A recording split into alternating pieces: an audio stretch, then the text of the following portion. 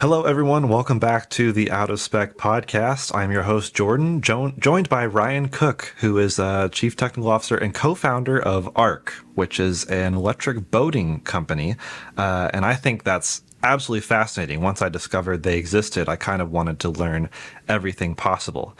Ryan has a background with SpaceX, I believe. He's an engineer and an enthusiast at heart, even loves Legos. That's a huge green flag in my opinion. And yeah, just wanted to talk to you, pick your brain about electric boating, some of the challenges, some of the frustrations, but also some of the crazy victories that you've seen along the way.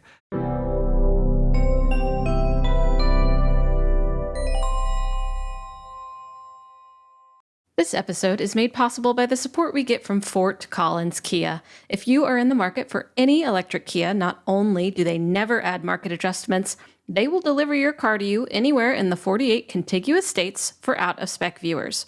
More information in the link in the show notes. So Ryan, welcome to the show. Appreciate you being on. And I guess you and Mitch co-founded this company. And how long ago was that? Yeah, first, thanks for having me, Jordan. Excited to chat about boating with you today. Yeah, Mitch and I co-founded the company back in 2021, early 2021. It was just the two of us. And we had the idea to try and electrify as much as we can on the water today. And then Very nice. Started trying to get after it. Yeah, and you started with the Arc One, which I believe there's kind of a parallel with how Tesla started with the Roadster, just like, okay, will this work? And kind of proof of concept, an initial run, and the Arc One is kind of like a first run boat that I guess you sold every unit you made, sold out, and now you're working on the next iteration, which is the Arc Sport. Hoping to have a lot of content on that coming up soon on our other channels as well. But I wanted to, I guess, find out, as far as the technology is done, how is it sourced? How much is done in-house versus is there shared technology with the automotive space? Can you talk a little bit about how that works? Yeah, happy to. Good question. And yeah, it's a good analogy that the Arc One is kind of like our equivalent of that early Tesla Roadster. Especially as you talk about how much we do in-house. We did a little bit less in-house for the Arc One. We do a little bit more in-house now for the Arc Sport as we go along. That just helps give a better customer experience, helps with our costs that we can pass on to customers as well. In terms of what we do in-house, we obviously do all of the engineering, but on the build side, we build all the hulls and decks. So all the large structures for the Arc One, that was primarily made out of aluminum. For the Arc Sport, it's all made out of fiberglass. We also do our own battery pack. This lets us create a very large battery pack that's well integrated into the vehicle. That helps us improve range and just overall performance of the vehicle. We can put it exactly where we want it. We can make it as large as we want, which is important for giving users all day range. And then all of the electrical system, and probably most importantly, all of the software is in-house. Every single component on the vehicle is connected to our software system. This not only lets us deliver features right out of the gate that users are not used to in boating, but as what pretty much every consumer has started to get used to in automotive now, we can update it over time. And it's not that we can just update what does the touchscreen look like. We can give you brand new features that did not exist, like cruise control or more driver assist features, like easier, better handling, driver profiles, lots of different like performant features we could flash over the air. Yeah, so you've touched on some of the benefits. A lot of times people are wondering, okay, if you're electrifying something that is typically considered, combustion engine, watercraft in this case, there's sometimes maybe challenges, but also like unforeseen benefits. Obviously with the automotive space, it was like, oh, instant torque. That's like the party trick of all EVs. It's like, oh, straight line speed. That's crazy. And then, oh, also less maintenance. And like what are some of these benefits that maybe either you didn't foresee or you're starting to realize people are like dumbfounded by because they just didn't put that together? Yeah, you've touched on some of the obvious ones from automotive. One is the torque. You've never experienced acceleration like this in a boat before. And I hear you're planning a trip out here too, so that'll be exciting. The other is maintenance. You're absolutely correct there. One thing that, and it's not just maintenance as you think of it in the automotive space. Electric, there's fewer moving parts, all of those reasons. In the marine space, which people who own boats are intimately familiar with, those who are not might not be aware of, but there's usually a long period of time when you're not using your boat, and gas engines do not like to go for a very long period of time without being used. A lot of people in colder climates are familiar with this if they don't own a boat with like their lawnmowers. In the winter, you usually need to drain all of the fluids.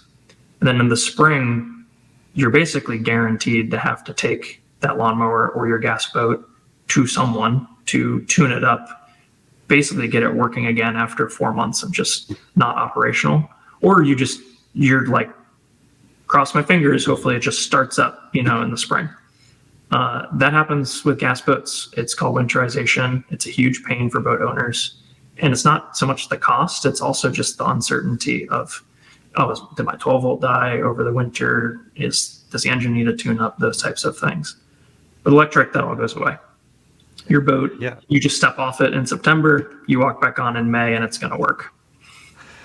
I spend a terrifying amount of time on Facebook Marketplace, and it is wild to see how many boats that I can tell are, kind of being sold maybe in the late winter or in the spring, and it's people who are like, just don't want to deal with it. And a lot of times that seems to be a hurdle, and the joke, is the best day of your life is when you buy your boat, and the other best day is when you sell your boat, because people just don't want to deal with all the hassle. And that would be a big turnoff for me myself, because I like to just get in a vehicle and drive. Even like I mostly cover EVs, but I do have a couple of gas vehicles, and it's just like every time I finally get a time to drive it, it's like, okay, is there any problems creeping up now? Whereas with an EV, you just, like you said, get in or get on and drive. That's pretty interesting. What do you say to the people who, I mentioned before the show, like when I tell people, oh, I'm looking at these electric boats, if they didn't know they exist, their first reaction is like, okay, that sounds sketchy. Water with electricity, what are you thinking? But I mean, that's a bit of a silly reaction, but also it's a very real common reaction. So it actually led me to a question on how do you go about the, protection of the components, as far as the batteries. I mean, there's a lot of engineering that goes into it, and like you said, it's a structural pack, which is pretty sweet. A lot of cars sometimes are going this route, and there's a lot of benefits to that. Tesla, especially lately, has been doing some stuff with structural packs. But as far as the safety is concerned, how do you maintain the battery stays, not wet? Yeah, no, it's a good question. I mean, we do get it. There's three main topics I'll dive into. The first is that high voltage electronics have existed on boats for a very long time. Pretty much especially every ocean going, but any boat that has, they're called hoteling loads. If you have a refrigerator on board or stoves, things like that, boats that have more of cabins, they're running off of a 240 volt AC system. This has existed for decades. If you go to any marina that has shore power, it's called shore power, that they have at the slip, they have 240 volt, 30, 40, 50 amp outlets for you to plug your boat into when you're not there to service those hoteling loads. That's the exact size that an electric vehicle needs. That's what people are installing in their house when they're charging their car. So that has existed in the marine space for a long time. There are standards built up around it. The National Marine Manufacturers Association publishes standards. We adhere to all of those and follow those standards that have existed for decades around high voltage electronics on boats. The second is what you're bringing up with EV automotive. we look to automotive for a lot of what we do. It's, billions of dollars of R&D has gone into automotive EV at this point. We want to leverage that. And automotive, what most people don't realize is a design case is that you're driving through standing water, you're going through car washes, you're getting rained on. So we look at a lot of those standards, and we could get into more details there, but there's IP ratings. This is like water ingress ratings. Your iPhone, for example, is IP67 rated. That means is it can withstand a meter of submersion for up to 30 minutes. That's a pretty standard rating for like waterproof IP67. That's what pretty much all automotive like harness connectors and things are rated to.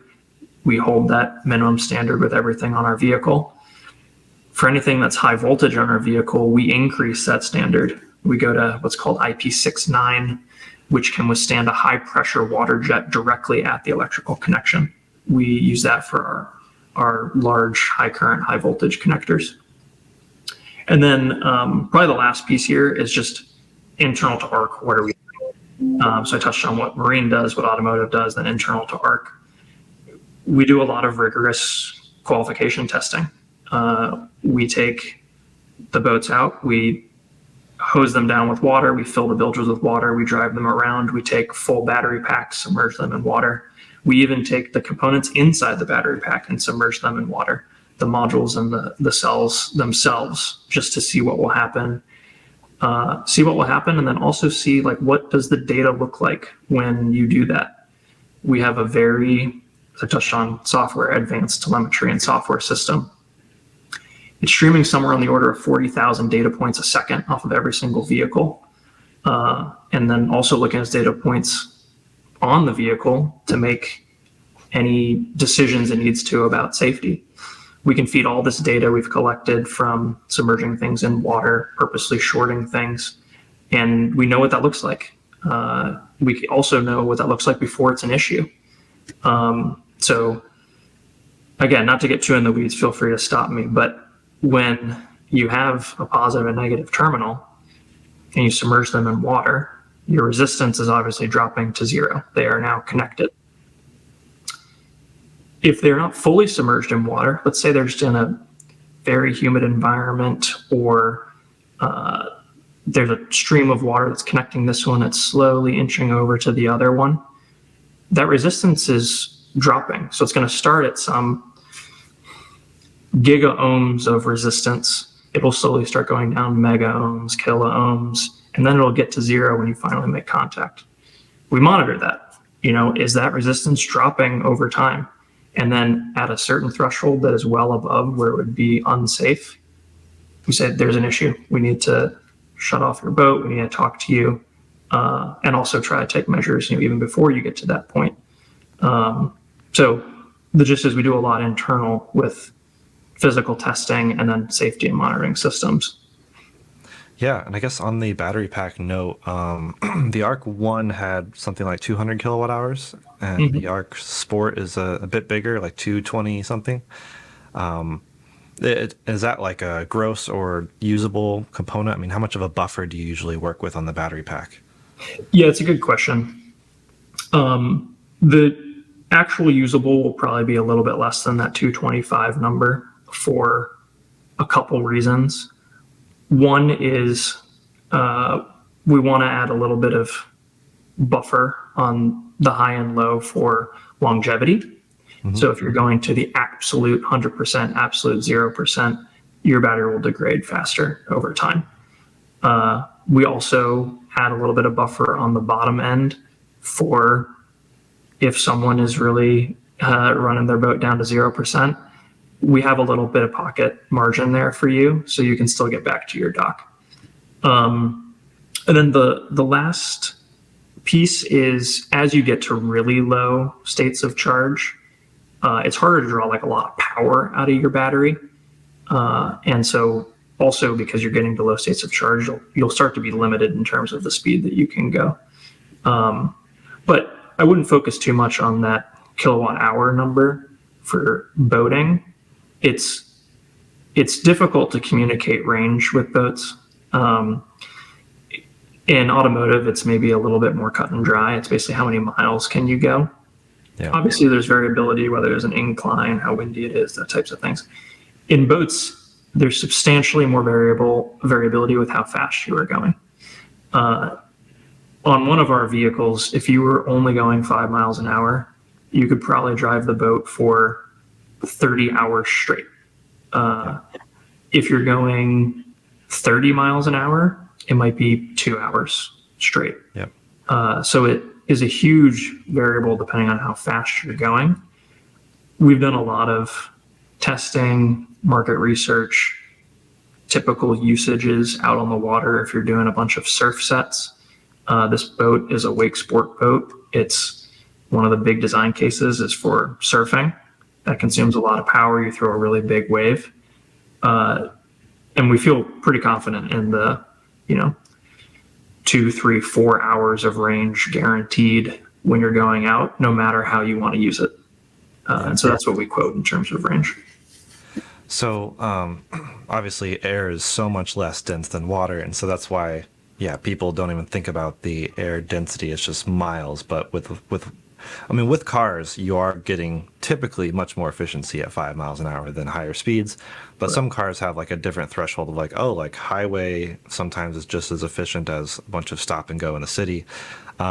With the boats on the design case, is there much of a strategy in designing it differently as far as like the hull shape and stuff than you would a combustion boat, or are those already so optimized for trying to be efficient? Because obviously it sips in those cases a lot of fuel, a lot of gas, whereas with the EV, I wanted to ask if there's a case for a different design, and also towing like a wakeboard or something. Is that a noticeable hit on range like you would see with towing any sort of load with an EV? Yeah, these are great questions. Let's just talk about hull design first. There's not a ton you can do. You're trading in terms of efficiency because you're trading competing factors when you design a boat hull. You can either try to make it as efficient as possible. To do that, you'd probably have like a flat bottom hull. Think of like, a really small like bass fishing boat. A flat bottom hull is great. It's very efficient. It planes very quickly. It operates like an airplane wing. It gets up on top of the water very quickly. That is a more efficient way to drive your boat. That's incredibly uncomfortable when you're going over large waves. It's like a flat bottom. You're just like slamming down. If you want a really smooth ride, you go the opposite. It's very deep V. A lot of ocean going vessels have an incredibly deep V to pierce through the waves, give you a smoother ride as you're going over larger waves. Those are at opposites of each other. So what you're doing a lot of times with hull design is balancing how comfortable is the ride versus how much efficiency you're getting. And then as you look at wake sports, again, I'll reference surfing a lot because it is the design case. It's very power intensive. You're throwing a massive wave. The like third point of this triangle for hull design is like, how efficient is it to throw a very large wave? Well, in general, it's not efficient to throw a really large wave. So you're trading these things as you do a hull design. What I'd say is in general, we've leaned a little bit more towards the efficiency. But because of the weight of our boat, you still have a very smooth, comfortable ride. Now, as to your other question where you're talking about things you do for towing, is there a drop in range? The short answer is no, because of sort of what I was discussing before. There's sort of two design cases for the vehicle. One is a high speed case. So this is a speed demon. They just want to go 30, 35, 40 miles an hour as long as they're happy to. That consumes a lot of power to maintain those speeds. But it consumes almost as much power to go 10 miles an hour, fully load the boat up with ballast, make it super heavy, and throw a huge wave. So we design around those two cases. The range that we quote is for you doing either or some combination in between. A lot of what our engineering team is focused on is that surf wave, where gas boats don't really need to care too much about the efficiency of throwing a big wave. We care because we're an electric vehicle.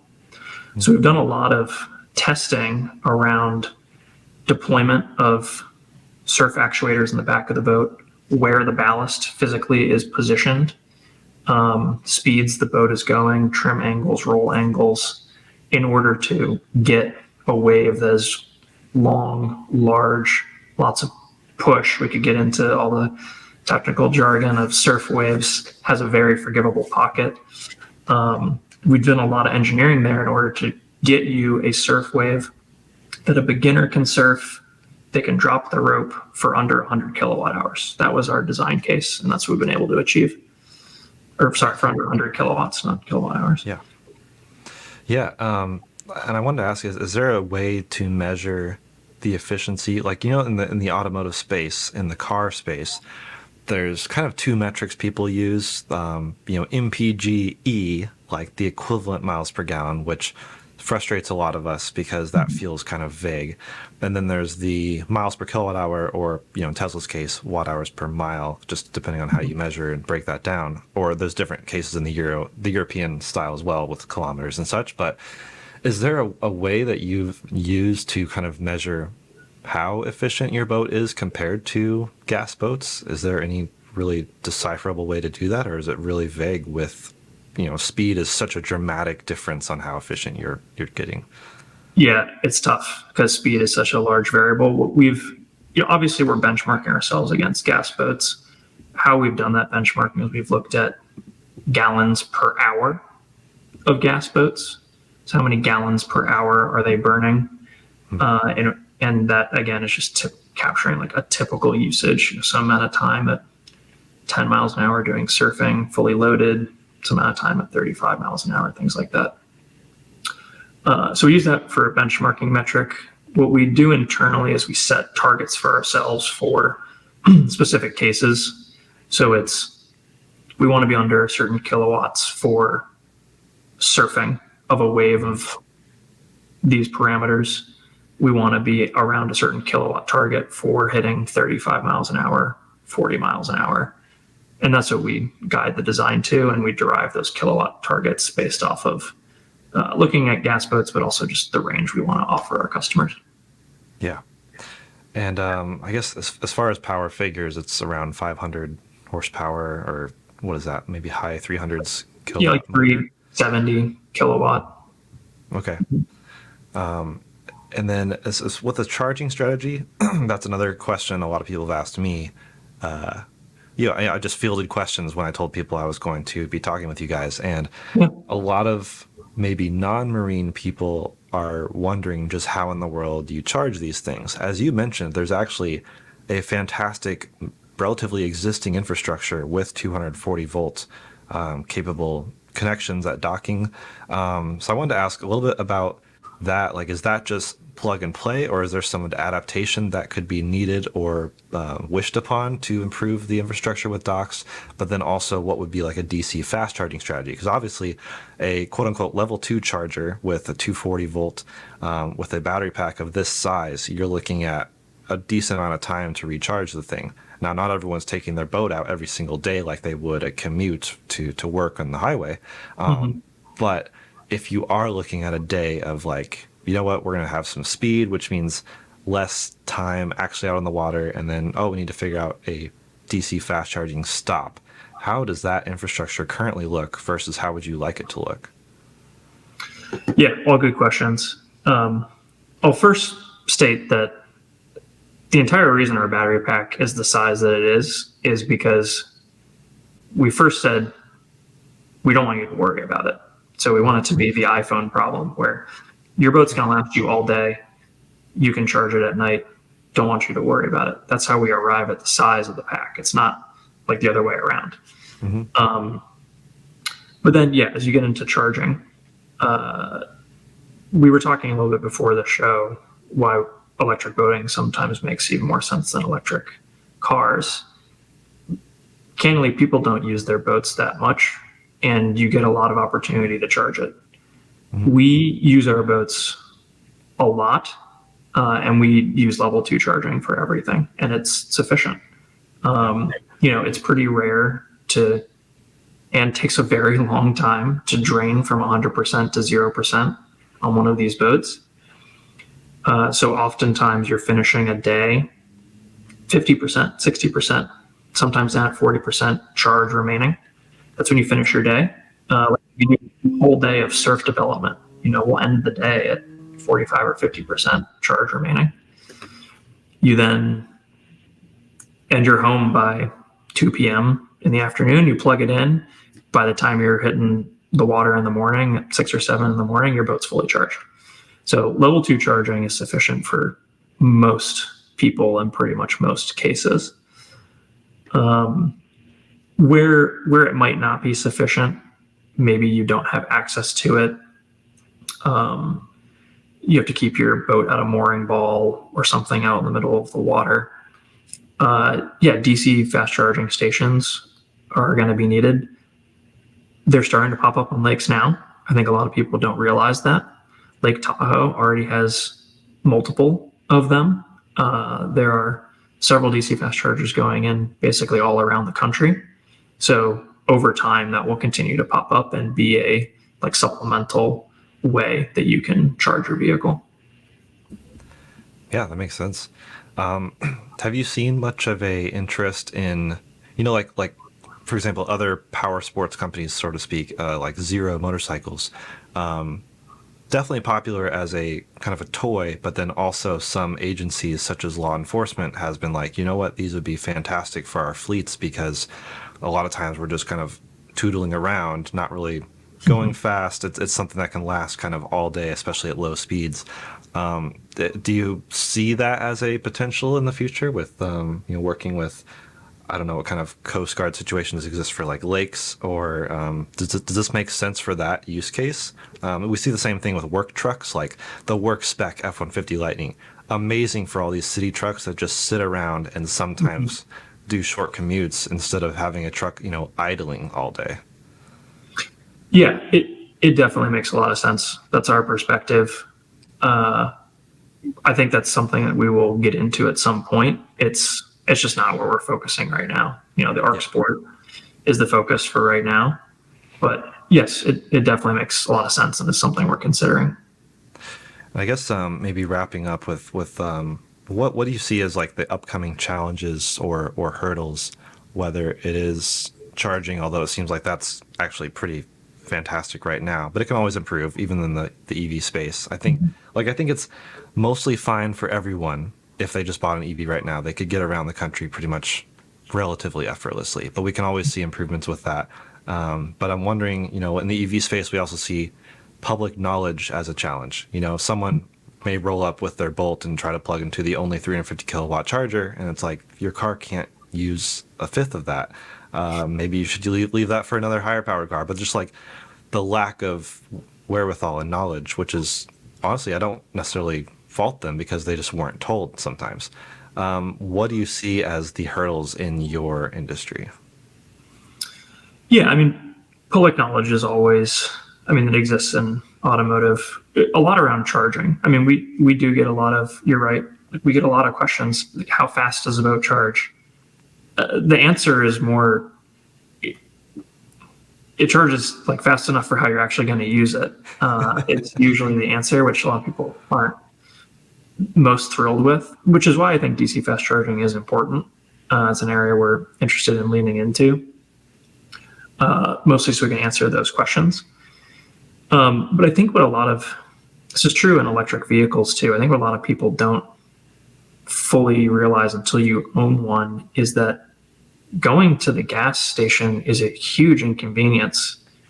And like I own an electric car. I also own a gas car. The gas car is way more annoying now because I wake up in the morning and I go to work in the electric car. I never think about refueling it or anything. I'm always late. I'm always busy. I want to go straight from home to work or straight from work to home or some other function. When I have the gas car and it's starting to get to E, I got to go find a gas station. This is like out of my way. This is annoying. I think a lot of people don't realize that when you switch to electric, it's a slightly different way, but your lifestyle just is better. It's the same with boating.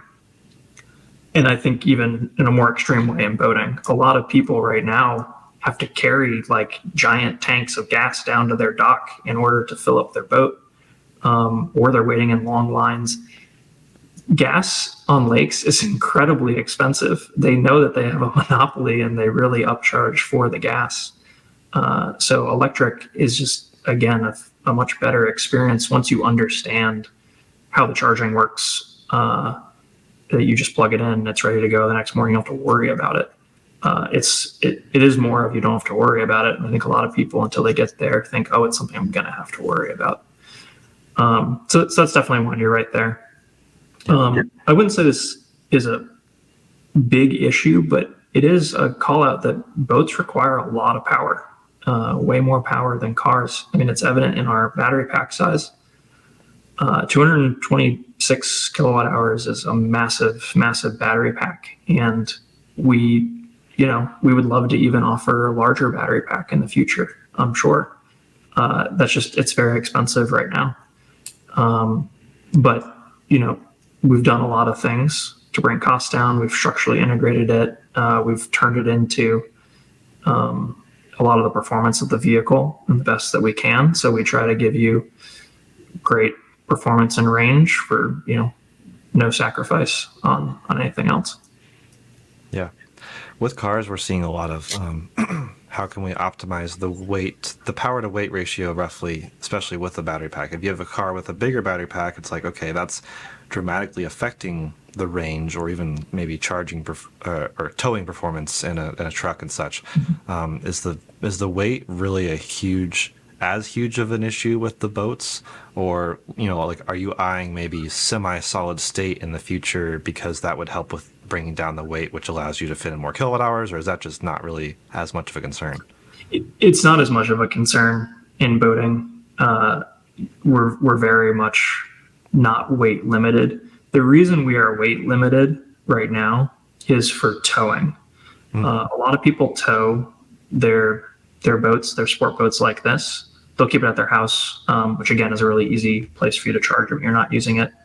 And then they'll tow it to the lake, or they'll want to go, lake to lake. Even if they live on one lake, they might want to go to another one. If the boat gets prohibitively heavy, you put yourself into a class of pickup truck that, you don't have access to, or you're going to have to get like that F-350 in order to move your boat around. We don't want to do that. So that's actually where a lot of the weight comes in right now. But other than that, it's, we're not as weight constrained. Yep. And sorry, I have so many questions, but I think we'll end it here pretty soon. And we can always, there's a lot more I can get into with Arc, and I'm looking forward to more shows and especially videos in the future and, seeing this thing in person. I guess the last thing I wanted to ask about is what is like like you said, winterization with gas boats, big hurdle and annoyance for a lot of people. With the electric boats, do you have a recommended oh, you're going to put this away for the season? Here's what state of charge to leave the battery.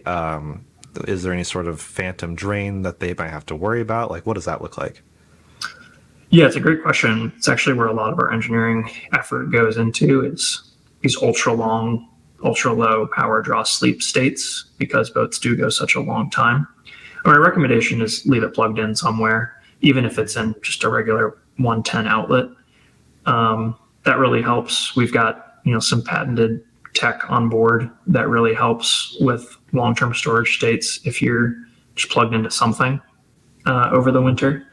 If you can't be plugged into something, that's also okay. We ask that you just get it to as full a charge as you can before you put it into storage.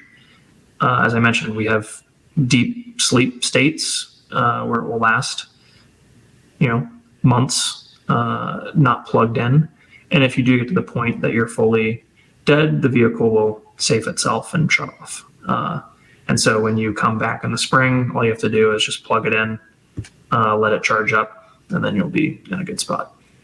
Yeah. So are you not too worried about people leaving it at 100% state of charge, which I know there's a buffer beyond 100, but are you worried about the longevity of the battery with that either super high or super low? Is there a best case scenario of what they leave it at, or is that just really, is it engineered to like handle pretty much anything? It's engineered to handle pretty much anything. We do a lot of our own internal cycling of the battery and have our code all based around that testing.